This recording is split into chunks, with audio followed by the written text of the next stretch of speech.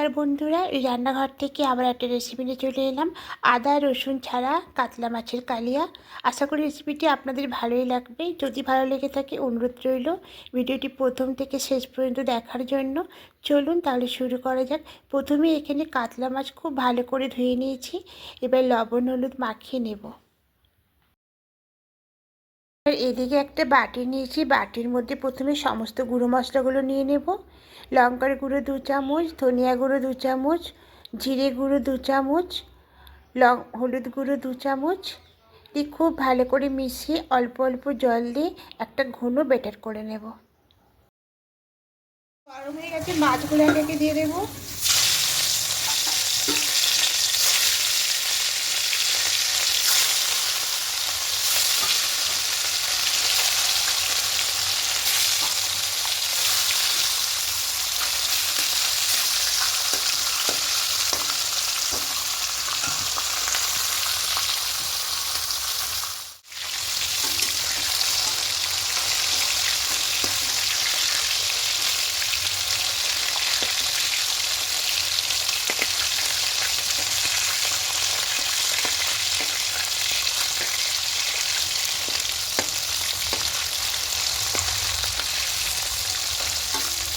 লাল করে ভেজে নিচ্ছি, তুলে নেব।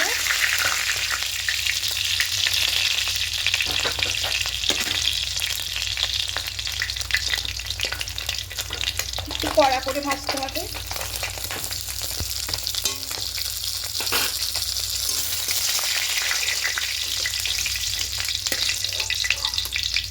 এবার এই তেলের মধ্যে দেবো 2টো এলাচ, 2টো লবঙ্গ আর 1 টুকরো দারচিনি।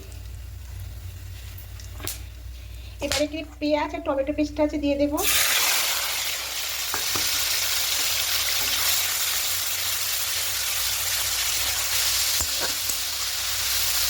একসঙ্গে দিয়ে দেবো। এখানে কোনো আদা রসুন দেবো না, আদা রসুন ছাড়াই মাছটা রান্না করছি। একটু কষিয়ে দেবো। মশলাটা করে রেখেছিলাম, এবার এই মশলাটা এর মধ্যে দিয়ে দেবো। পরিমাণের মতো লবণটা এখানে অ্যাড করবো, দিয়ে খুব ভালো করে একটু কষিয়ে দেবো।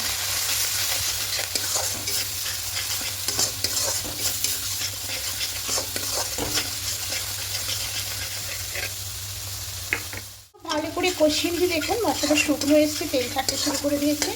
ঠিক এই সময় এখানে জলটা অ্যাড করবো।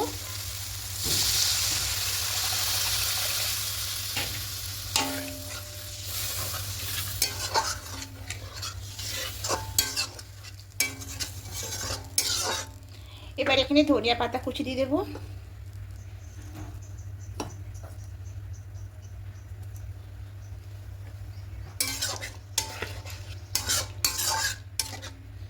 এবার ঢাকা দিয়ে ঝোলটাকে ফুটতে দেব।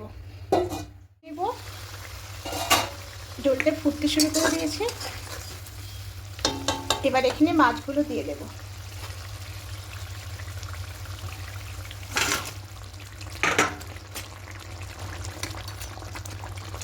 মাছের ওপরটা উল্টে দেব।